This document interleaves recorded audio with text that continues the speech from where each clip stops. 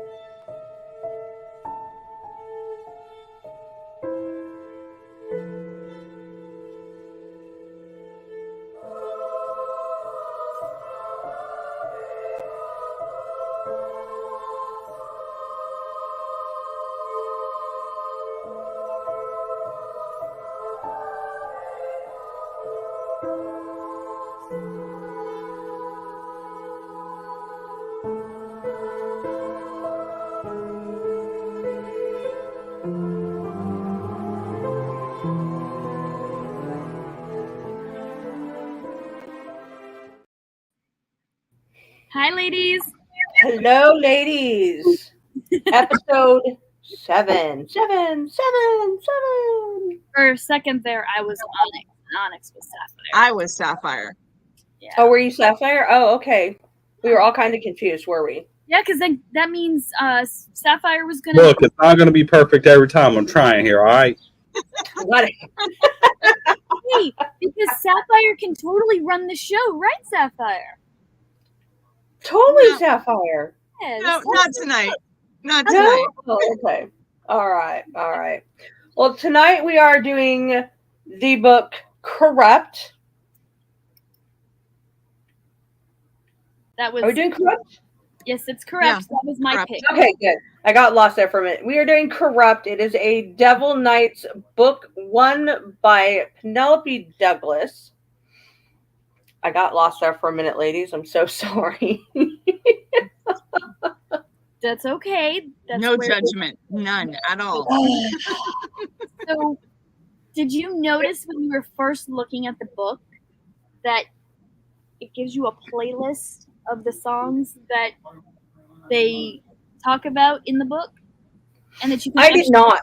in, and you can actually listen to the music? I did That- not. Uh-huh. But I also don't read it on my phone, so It does maybe that's why. It does the same thing on my tablet. Again, I don't read it on. You have a Kindle. Said, ladies, are you ready for a bumpy ride? Because this one's a goose egg. This Absolutely. one was slow to start. It was confusing as hell.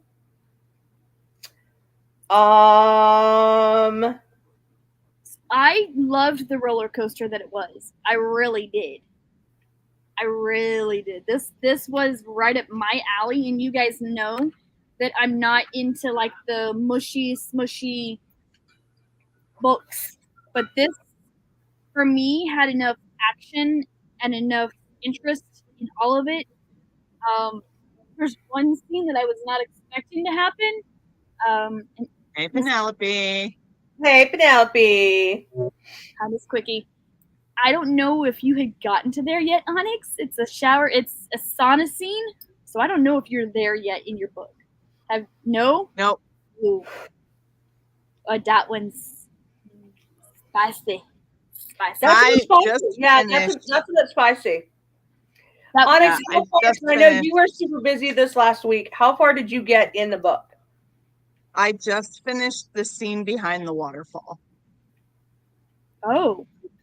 Okay, Oh. you got a few chapters. Ways to So go. we're going to talk about it all. Miss Onyx was very busy. She was traveling all over Hex Half Acre. She came down here to visit me. We loved it. She just got home, so she did not get to finish the book, but Sapphire and I did. So we are all going to talk about it, and Onyx gets to go, ooh, I didn't know about that. When we get to those parts.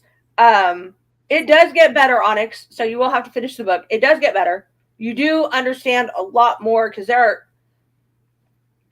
you are left in the dark until about chapter 20. But I loved that though. This built so much suspense for me. It's been a really long time since I found a book that makes you go, oh, wait, what just happened? And who is what? So are you ready to dig deep into the book Corrupt by Penelope Douglas? Yes, go ahead. Yes. All right. So we start the book off. There's some main characters, and I really didn't understand where her name came from. Her name is Erica, but it's not the typical spelling. It's with a K and an R somewhere in there. But they call her Rika. Or Rika? One of the two. Rika, yeah. Rika. So it starts out, and it explains how voluptuous she is. Apparently, she's like this big. Like, if you remember Pamela Anderson from the 90s, that's the image that popped in my head when they were explaining who she was from Baywatch. Long blonde hair, blue eyes, voluptuous up here and voluptuous back there, but this big, 100% that big. That's the all I see now is Pamela Anderson doing the slow run on the beach. Yeah. You're very much welcome. So we start the book off as Rika. She is the first character that gets introduced. She shows up to a farewell party, but she's running late. They explain to us that a Mrs. Christ is the mother of her long-term best friend, but he wants more. His name is Trevor. And I never really liked him, even at the beginning of the book. After they explained, he was a dick. Yep. So he pushed himself up on her quite a bit, made her very uncomfortable. So it goes into the story, but all I'm going to tell you is she has a really long scar from the side of her ear, and it goes straight down to her chest. And he makes her feel uncomfortable and ugly with it. So they're always explaining her pulling her hair over and covering her chest up. Because the way he makes her scar. Yeah, she has a scar on her neck from a car accident that she had with her dad when her dad died. Yep. And he makes her feel uncomfortable about it. So she's always doing this number. The book name we're reviewing tonight, Misty, is Corrupt. Yep. The book is Corrupt by Penelope Douglas. You can find this on Kindle. You can find it on Amazon. You can find it quite a bit locations everywhere. And as with all of our books, it is free to download and to read. So we are introduced to Mrs. Crest, but she's never really in the picture yet, not until for a couple of chapters later. But she is explained as Trevor's mother that's very rich, and she was best friends with Rika's mother, which it explains that Rika's mother is not really there because she is basically on tranquilizers, because since her father has passed away, she has just been in a large depression, and she's been just drugging herself up so she feels numb all the time. So she runs upstairs. She knows that she's late. She has sand on her because I guess she was just at the beach. And she opts out of taking a shower, and she gets into this white dress that Mrs. Christ has put out for her, because Mrs. Christ has impeccable taste in all of everything. The house, the clothes, everything. So this is taking place in Thunder Bay, North Carolina. I found that out. Thunder Bay, North Carolina. I don't know if it's a real location, but it's supposed to be in North Carolina. That's where the majority of the story is taking place. So she gets dressed, brushes her hair real fast, and then she kind of runs outside to the garden where the party is about to be. Before she steps outside, she stops and holds herself, and she sees her love interest in the book, and his name is Michael. Michael, yeah. She didn't see him until oh, that's right. So Taylor Dickwad, I don't know his name, brought her back in. But she kept saying to herself, he's not going to be here, right? He won't be here. He wouldn't come for a going away party. He won't be here. He won't be here. But what if he is? What if he is here tonight? And you're so confused because she is so confused. So in the book, she is 19 years old at this stage. And she doesn't really age in this book, so she stays 19 this whole time. She stops in, I think it's the foyer or it's one of the patios, and she stops there and she's scanning the room to look for Michael, and then she feels something brush up behind her, and it's your favorite character, Miss Emerald. That would be Trevor, is his name, not Dickwad. Trevor, he actually has a name. I like Dickwad better. You know, to each their own. It helps me keep track by actual names. But Dickwad works too. So Dickwad comes up behind her and starts caressing on her arms and everything. And in his mind, they're together. They're dating. She's his. Everything. He owns her. Everything. Mind you, Dickwad. this is true. Dickwad is very much true. So her family owns a lot of real estate, and her father was a very well-known, she needs to be at least 21. Jeweler. He was a very well-known jeweler. He was a very well-known jeweler. I would assume he is a Kay's jeweler almost, because of how wealthy and how known he is. Or I'm sorry, how known he was, because he's dead. So, so your tense is right. So Trevor tries to lean over and kiss Rika, and she kind of opts out of it by taking a step back. And he progressed going forward, or rubs up on her shoulders, on her arms, and pulls her hair back over her scar to make sure it's that controlling portion, because he makes her feel ugly with the scar. They have a words of exchange, and he's like, well, you're late. Why are you late? Well, I'm here, aren't I? Sort of thing goes on. And I can't remember exactly what happened to tick her off to where she leaves. Oh, I know. So he takes her into the pool house, the solarium. Yep. And they're talking because he doesn't want her to move to the big city. That's right. He's pissed off that she has decided to move to the big city because she wants that independence. She wants to get away from, being protected and almost controlled by every aspect, because she lives in a small community of very rich people, and everybody knows everybody, and everybody gets away with everything because it's like everybody knows everybody and they're all rich. But she wants a life, and she wants to get away from that. So she applied to go to a school in the big city, and she's moving away to the big city, and he doesn't want her to do that, because when she went to school, when she went away to college, he followed her. If it wasn't him, she's going to a college, he won't follow her too, because his big brother's in that city. But we don't know that yet. So she goes and says that she tries to make Trevor understand she wants to fall. She wants to know if she can get back up if she falls. She doesn't want to be babysat no more, because no matter where she goes, she has to be the good girl that got good grades, the one that was always well-tempered, the one that always paid attention to school, the one that was never in trouble. She wanted to break free, and she wanted to see if she could fall by herself, or if she would fly and be able to do it all by herself. She says, I wanted to get into a little trouble. I wanted to catch some rain, find something that made my heart pump again. And I wanted to know what it was like to not have anyone to grab onto. Yep, that's it. I liked that quote too.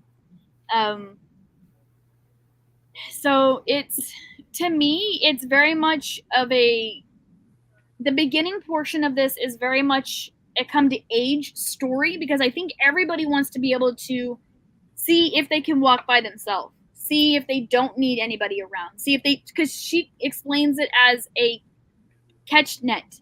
So matter if she fell, somebody was always going to catch her. Maybe Trevor, her best friend Noah, which is a dude, and or the Christises. Christici. Christicize? I like Christici. Christicize. Okay. The Christicize. For those of you that don't understand, that's plural for two Christuses. Christicize. So they get into the argument, and she's counting down, and each part of the story she's counting down and saying 12 hours, 24 hours, 12 hours. And she says, basically, screw this. Once Trevor walks away, he gets mad, and then that's where she sees across the way staring at her is Michael. Now, the way they explain Michael is he is a 6'4" basketball player, and they drum up this image of a real tall dude just holding a basketball on one hand on his kneecap, and yes, on his kneecap, being that dark entity that she always feels drawn to, right? So she says, screw this. Did he see this argument between them? Does he understand that we're not together and he just wants to be together? He wants to be controlling.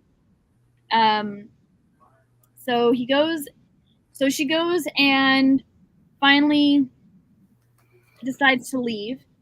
She goes home and she sees a light on in the bedroom. That's the first big what just happened in the book.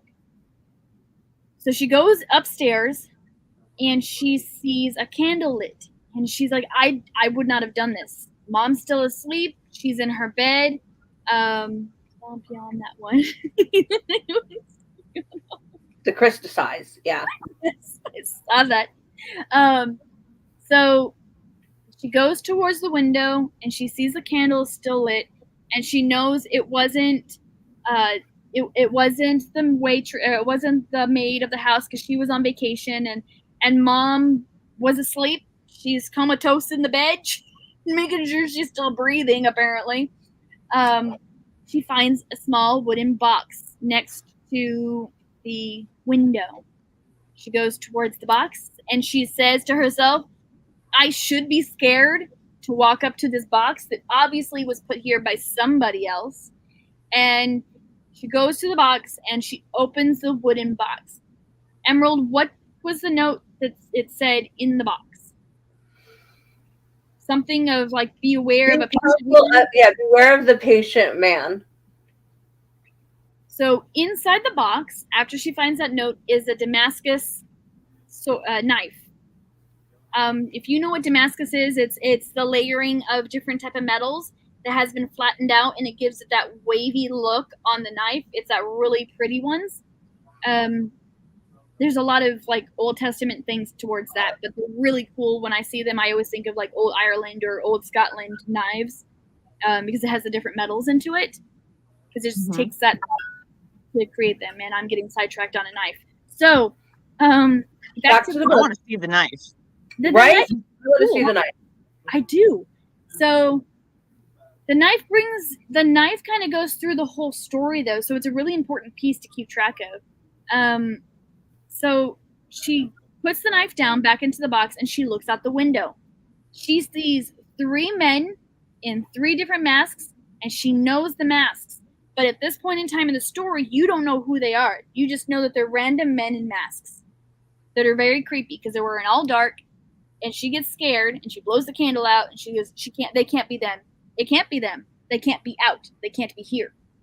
So then it goes from there. From that chapter, it goes back to Time Warp, and it takes them back to when she was in high school.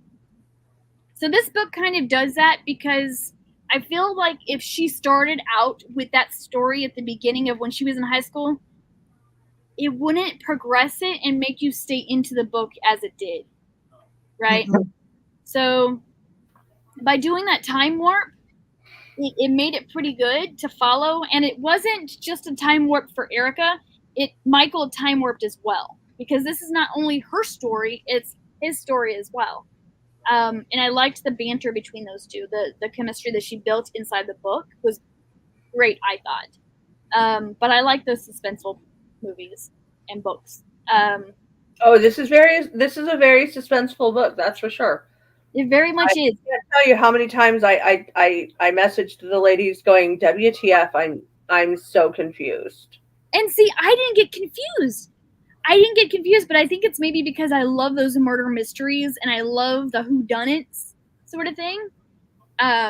So I think that's where I kind of like, ooh, this is nice. It's like Fair warning, readers, you don't find out who did what until about chapter 20.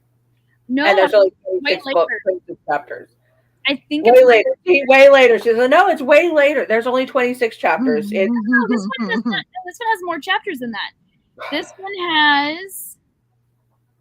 Hold on, I got this. Oh please, this one has. She's making my point for me. 29 chapters, so it's not 20. It's 29 chapters. 29 chapters, and you don't find out until like chapter 23. What book was that? That had like 46. 6. I don't know. What? What book was that we had 46 chapters? I think that was in the last series we read. Series. Okay. Yeah. So we time warp, and Erica is explained as this good girl in her schoolgirl outfit. I don't know why they emphasize wearing what, Emerald? I said kinky. There it is. Oh, that's why. You're right. Playing to the fetishes. It's okay. It's okay. You gotta keep your needs, right?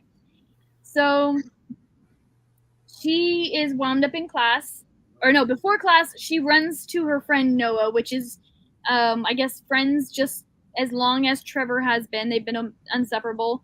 But Noah isn't that person that Trevor is. Noah just sees her as a friend and nothing more, because she tries to ask him to, I guess it's like that summer festival or the summer dance or spring dance. It's like a Sadie Hawkins dance where the girls ask guys, and she goes and asks Noah if he'll take her, because she doesn't want to ask Trevor, because she just wants to be friends and she doesn't want him to think there's more than that. It's at that point in the book, I feel like she already knows what type of person Trevor is going to be, though. Is how I feel about it, because she really is adamant not wanting to ask Trevor to the dance, because she doesn't want him to think of anything more than they're just friends. So it's October 30th in the book in Thunder Bay at this point, and she goes and runs to class. Noah says, "Fine." AKA Devil's Night. Well, yeah. So they don't. The whispers are, "Oh my God, did you see them? They're here. Oh my God, did you see them? They're here." So she's like, "They can't be here. Are they here?" So as the reader, you're like, well, who the hell is it? Who's here? Who's here? So it explains that all of a sudden you start to hear this music booming.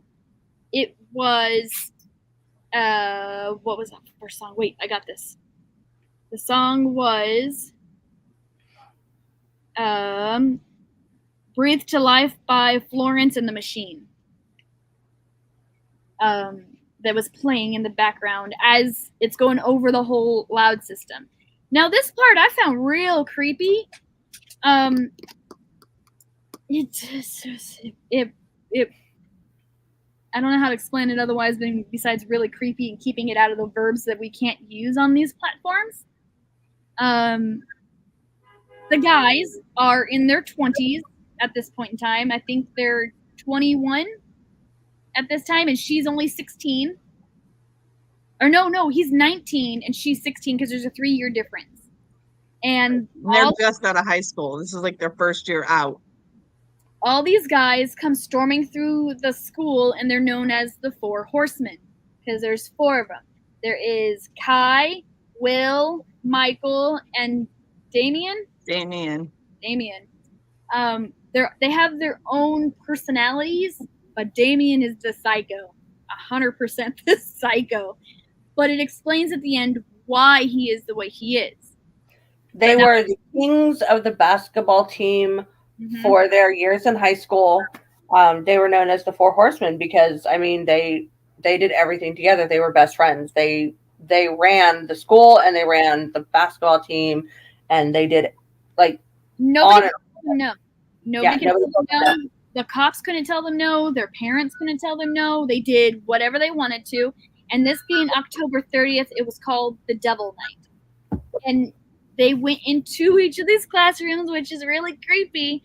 And each one of the guys picked out the baseball or the basketball players, and they also picked out girls in the classrooms.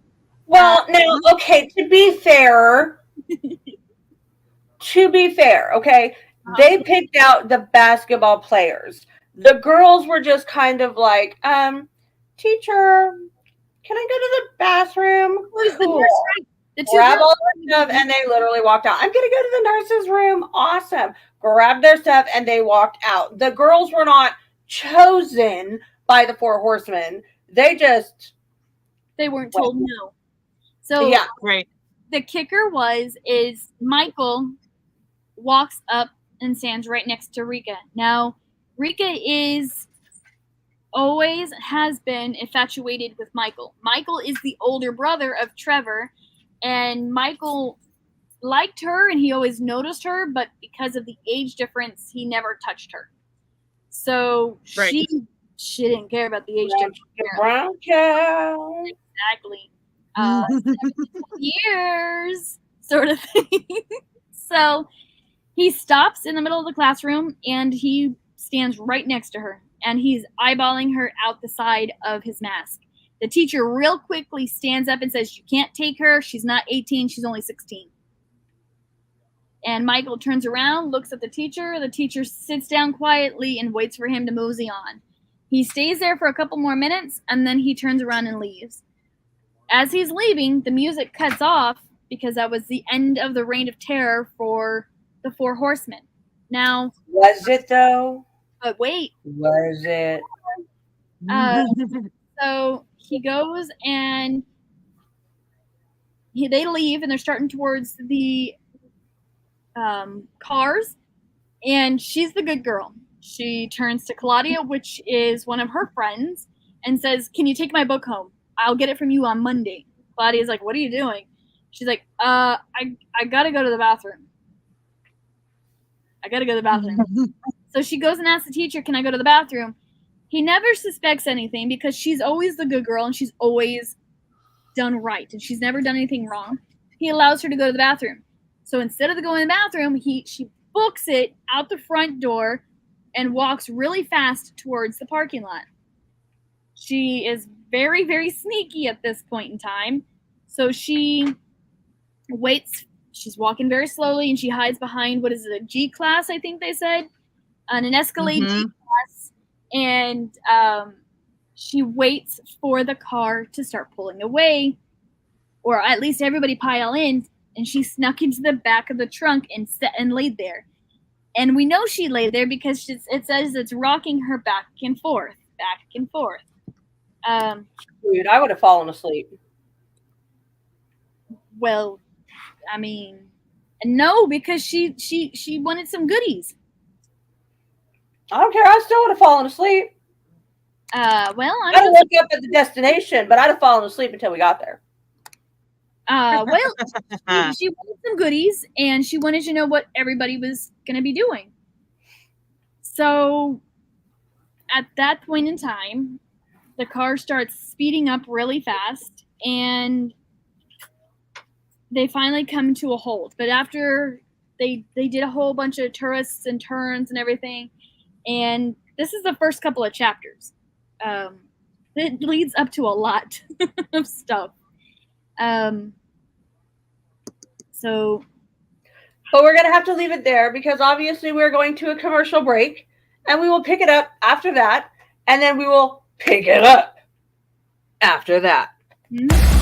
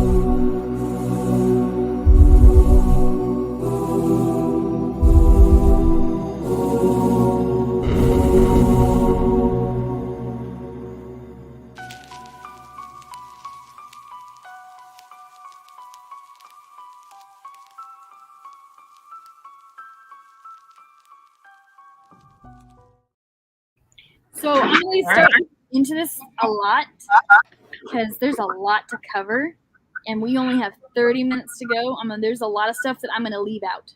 But before then, we have to talk about our new show coming up, Penelope's Quickie Shop.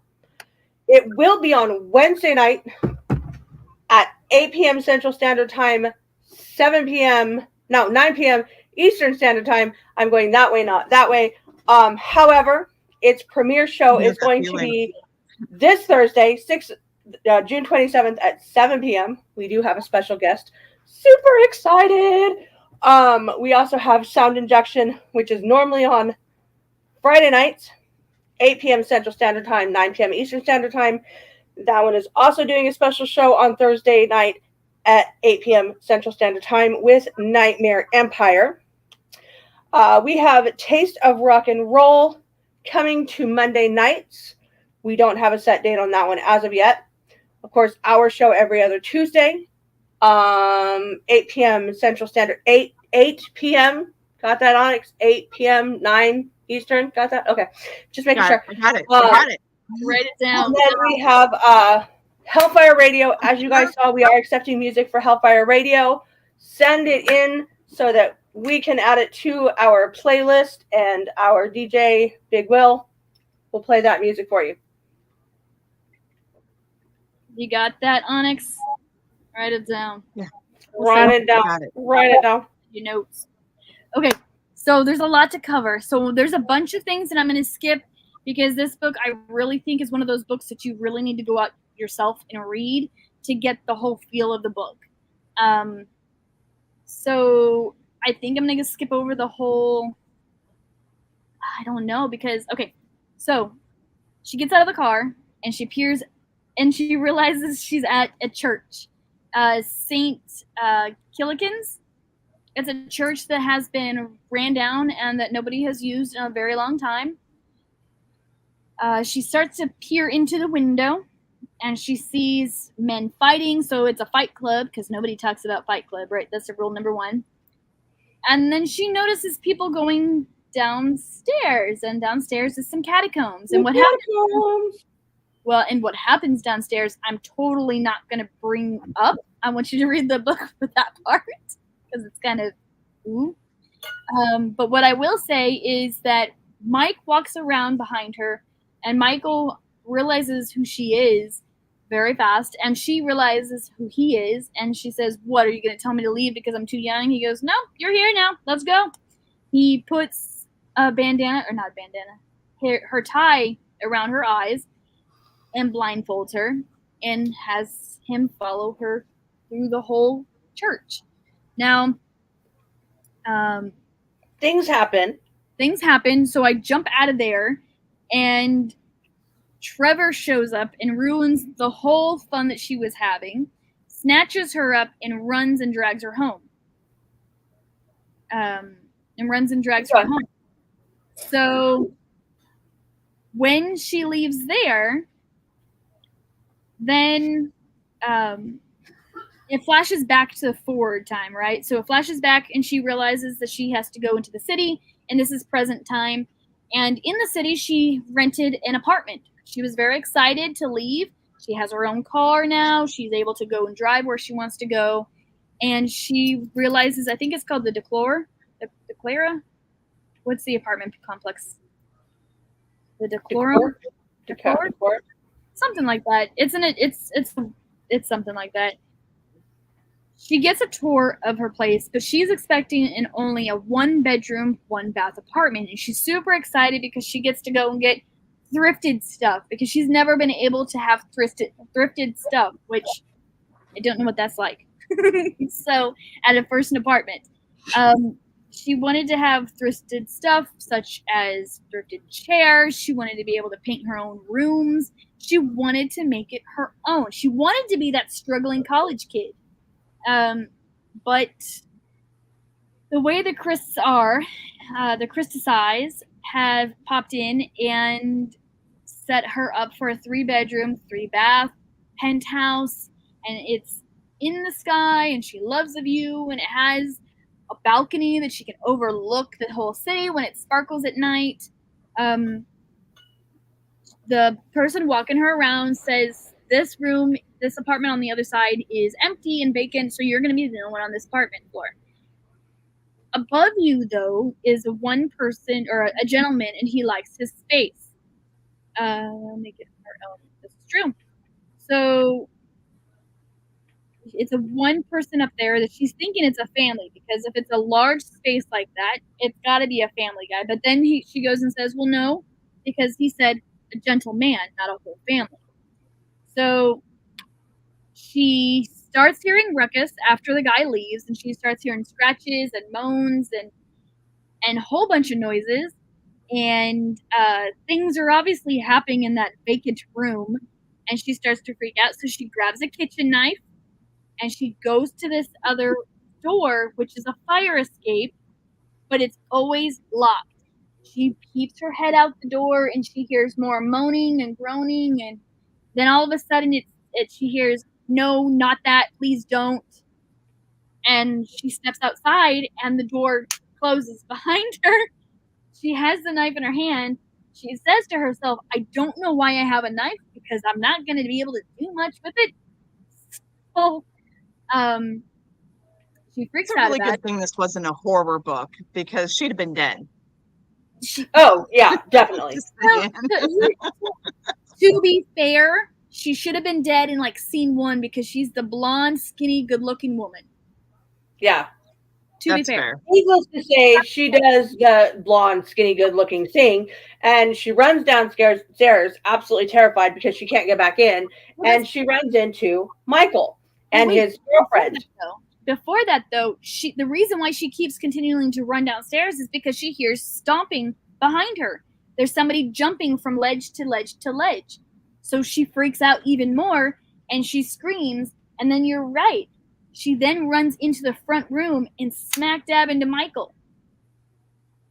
And she didn't put 2 and 2 together that was who was up in the penthouse above her.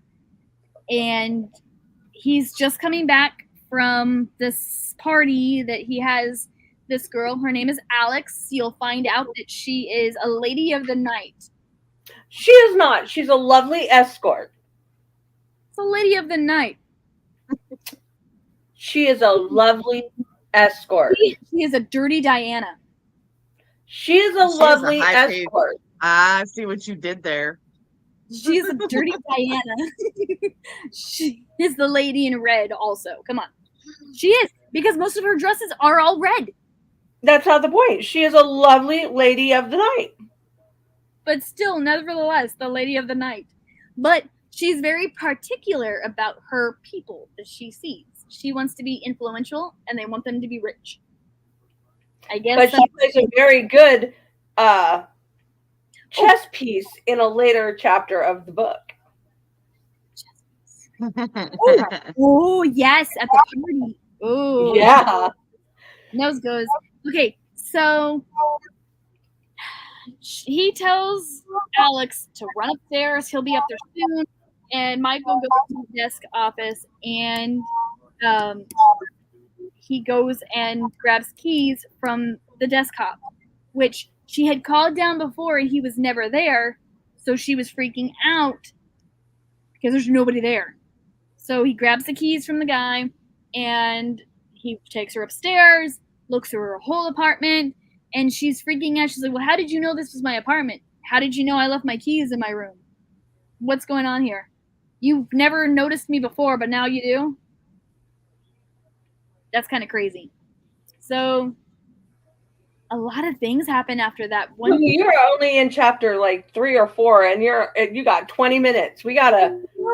Okay. So it bounces back and forth from this to that. You find out that at some point she went out on Devil's Night with the boys, and they literally went out raising hell.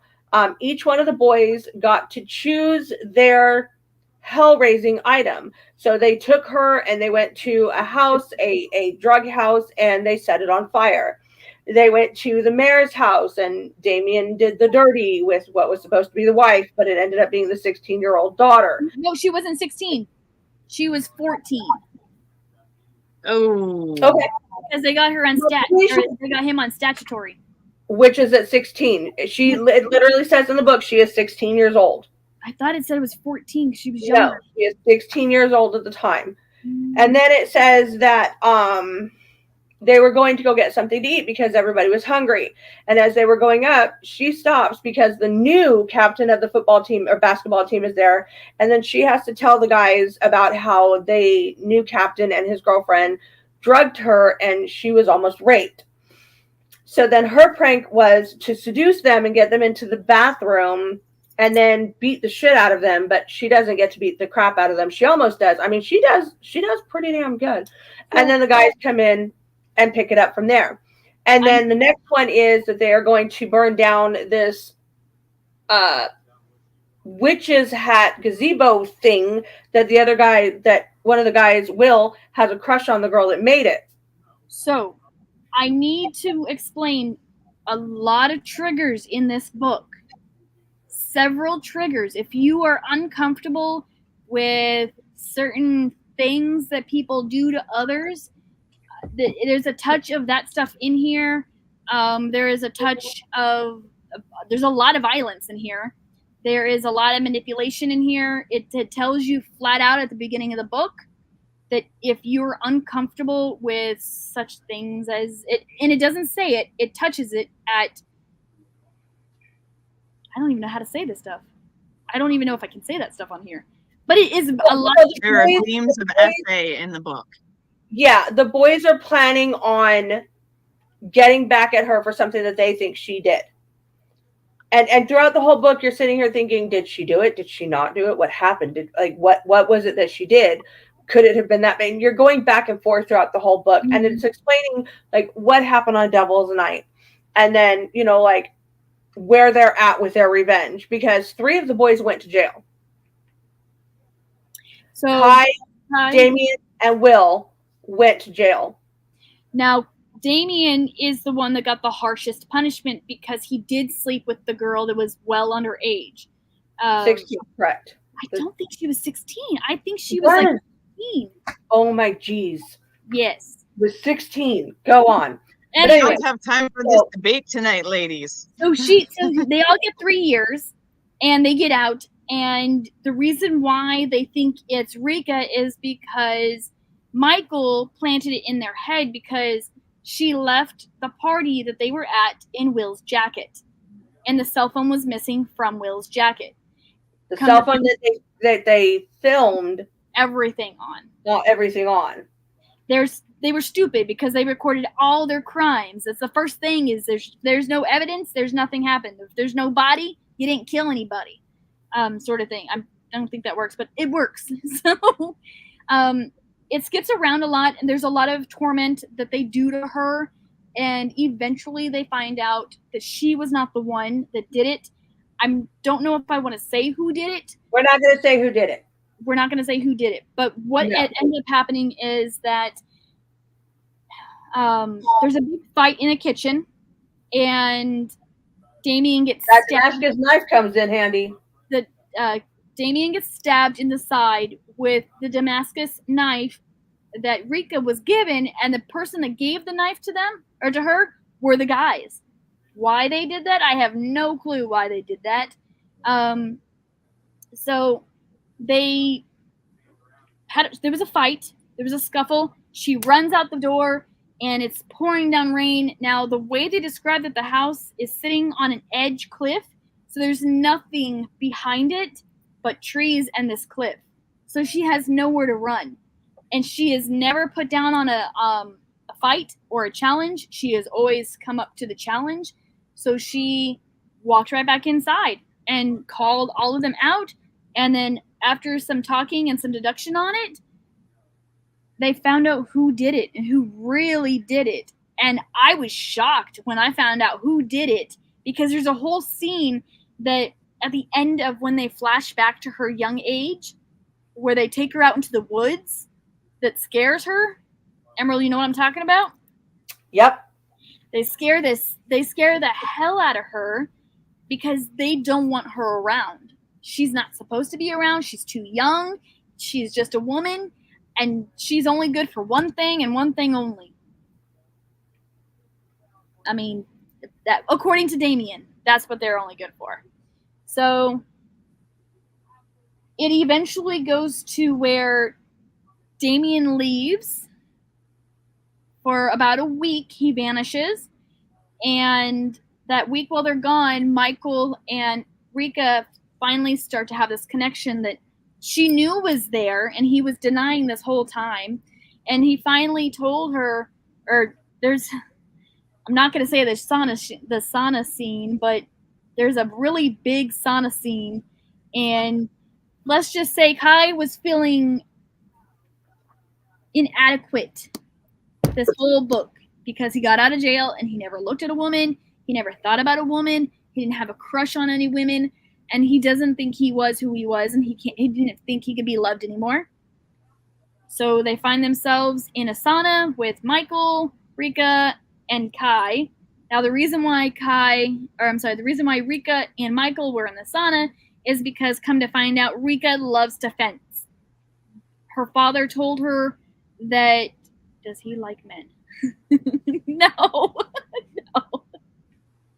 Maybe he wasn't sure. I mean, you're right. He was in jail. So, That's a lot of dang. I mean, could solely sleep on their bellies, but so after the sauna scene, there comes this big eruption that Michael and Kai and Will have come to the point to actually enjoy Rika around, and they actually do love her very much. And in the sauna, she finally explains to Michael that she loves him. She says, "I love you, Michael." And Kai calls him out on it, says, "Is it that really hard for you to tell her, the one person that you do truly love, that you love her? Is it really that hard for you? Can you not feel things for her?" And then a scene happens, and then they come back, and it cuts to she started to sleep over at his house, and she was spending time less and less at her apartment. So she would go home, go to school, or she would go to school and stay at home. That was all. That was it. He being lazy. I don't think he was being lazy, but if he I don't was think it was being lazy. I think he was just being protective of her. Mm-hmm. If she was not in college, she had to be home.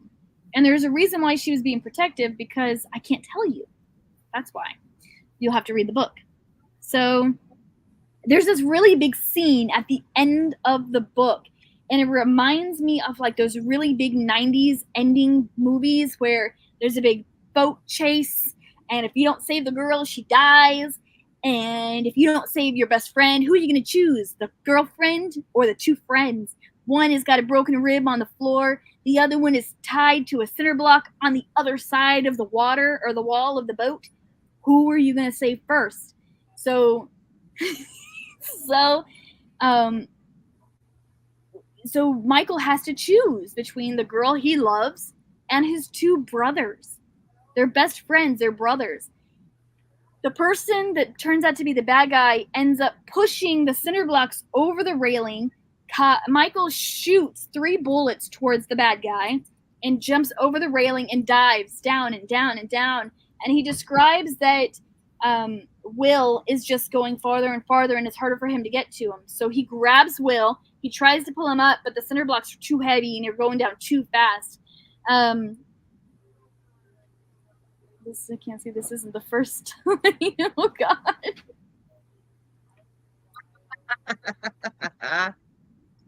Oh, the first time by your, oh, God. Anyways, thank you for that. Sidetracked. So they push him over the edge, and he gets the wrappings undone of Will's legs, and they're kicking and kicking and kicking, going back to the top of the water. They finally get to the top. They take a deep breath. Michael tells Will to swim for the speedboat, and just as that's happening, he hears another splash, and there goes Rika. Rika's then pushed down in the water, and she's going down faster and faster, and Michael dives, and he can't find her, and then he calls out to Kai, and Kai can't see her, and all of a sudden, she starts coming back up, and she comes to the top, and she takes a breath, and she says, "It's a good thing I did not let go of my blade." She was able to cut the rope off of her ankles, and they were able to get to the top of the boat. Now, I can't tell you who he shot, but what I can tell you is that when he got back to the boat, this person was shot in the chest twice, and he was struggling to breathe. And the person says, Michael, you can't do this to me. We are very close. Let's say that. Let's say that we're very close without giving it all away. So Michael kicks at him and pushes on his chest, and he falls back into the swimming pool. And this time Rika says, no, don't do this. You're going to regret this. Don't do this. Swimming pool? Yes, it says it on the boat, the swimming pool. Swimming pool? Yes, it says. Oh, the pool. They're on a yacht. The yacht has a pool. Yacht. They're on the big Pittigun yacht. They're on a yacht that her mom was supposed to be on. Probably right. I wasn't paying very much attention when I got to that point because I was just like, what an asshole. Like, fuck him. So he gets pushed into the water, and he's struggling to get back up, but he can't get up. Even though he's not tied at all, he's just mortally wounded. And Kai, Will, and Rika and Michael just watch him bob up and down. Will says, before we get into port, you need to dump the body out. Michael says, I can't do that to that guy's mother. I have to allow her to have the body at least. Cut from there. 1 month later, it's Thanksgiving time, and Michael does a big thing for Rika, and I'm going to stop there. This is a book you really have got to read. I really enjoyed this book. It had so many twists and turns in it. I haven't read a book like this in a long time. It reminds me of a James Patterson book where it does all those twists and turns and gets you really involved. I know that Emerald said that she was a little lost in it. Onyx, what did you think? For what I've read so far, I like it. It seems to have an amount of storyline versus the hanky-panky shit, which is what we tend to look for in our series. Like that's what we're looking for. We're more into the ones that can keep our attention, and this one does seem to have a lot of suspense and a lot of really interesting like by stories that are all going on at the same time. So you have to pay really close attention when you read it. And if you don't, you get lost and you don't finish it. Yeah, I mean, I really liked it. Don't get me wrong. I did get lost in the fact that it does keep bouncing back and forth. It does. And I got really, really confused because you're like, did she? Didn't she? And it really does keep you in suspense until the fight, when you find out like exactly what happened. Mm-hmm. And it is a really, I've never said I didn't like it. It is a really, really good book. It is a really well written scene. And I do love how in the sauna they all yell at the person to get the fuck out. Because they had barged in like a parent. Okay, so get up. Oh, my bad. Let me close this door here, because obviously the sauna doesn't lock. It was a really well written book, and I think it was absolutely wonderful. And it is more about the storyline. So what would you give it 1 out of 3? I definitely. Yeah, I can't read it again because you know me, I can never read a book a second time. But I would definitely give it a 3 gems. Yeah. Miss Onyx, from what you've read so far, what would you give it? Would you read it again? I would read it again. I'd probably give it a 3. Okay, so that's 2 gems. Can we go for a 3rd? So I really enjoyed this book. I don't know if I've said it enough. I really enjoyed this book. I'm going to give it 3 gems as well. So this, guys, I think we're starting to get into some books that we really quite enjoy. And this is now the 2nd book. Actually, maybe we can finish the series with the whole 3 gems across the board, because this will be 2 series that we really liked. Yeah, maybe. The next book, Emerald, is going to be Hideaway. Mm-hmm. It is book 2 of Devil Knights by Penelope Douglas. Mm-hmm. You can find that for free as well, that you can read it anywhere that you can get your books for free. Please like and subscribe to us. That helps our channels grow. If you can't find us here, you can find us on Facebook. Let us know what books you think we should read next. Do you guys think we should just keep going with these suspenseful books that you guys are enjoying? If you guys are enjoying this at all, let us know what books we should go into. Last notes, Emerald or Onyx? Nope, I think that's it for us tonight. You have to read this book to understand like the ins and outs and the ups and downs, and read it before the next show, guys, because this one and the next one. The next one I think is a standalone, but you still have to read this one before you read the next one. And she even gives that in the beginning of book 2. She says you need to read Corrupt so you can understand this back plots that she has written inside this book. I don't agree with a lot of people online where they said that this is the worst book they have ever read and that they should not have created this series. I quite enjoyed Corrupt, better than some of the reviewers gave it. But I think that's it, ladies.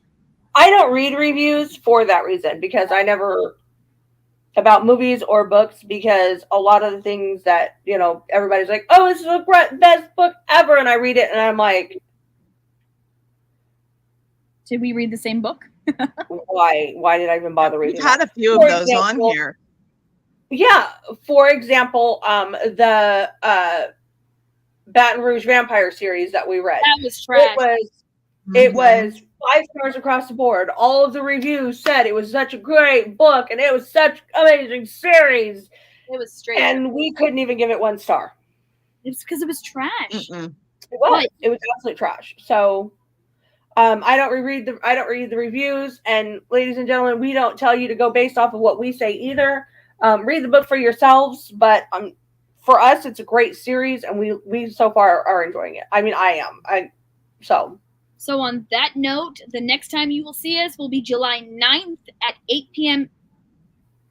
Eastern or Central Standard Time. Ooh, I need to write it down myself. Now don't go throwing me off. The next show, when I show up late, I don't want to hear it.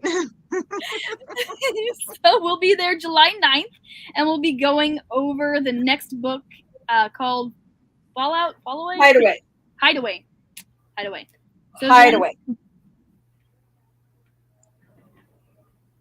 Bye, guys. Have Join us. Like, share, follow.